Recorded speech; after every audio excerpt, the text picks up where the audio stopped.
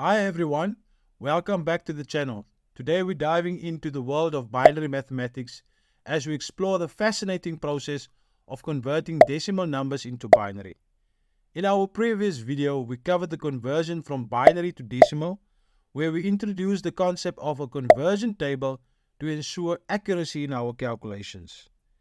If you haven't checked it out yet, be sure to click the link in the description below to catch up. Now let's tackle the decimal to binary conversion together, step by step. To start, we refer to our trusty conversion table, which lays out the binary representation of decimal numbers. Take, for example, the decimal number 19. Breaking it down, we identify the decimal numbers needed: 16, 2, and 1. By placing a 1 in the corresponding columns and zeros elsewhere, we anticipate the binary representation 1, 0, 0, 1, 1. By using the base number of binary, which is 2, we'll divide into our decimal number. However, we won't simply perform division as we would with a regular calculator. Instead, we strategically determine how many times 2 fits into each specific number, ensuring we are left with either a 0 or a 1.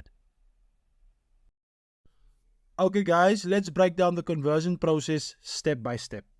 Starting with the number 19, we divide by 2. Finding that 2 goes into 19 9 times with a remainder of 1.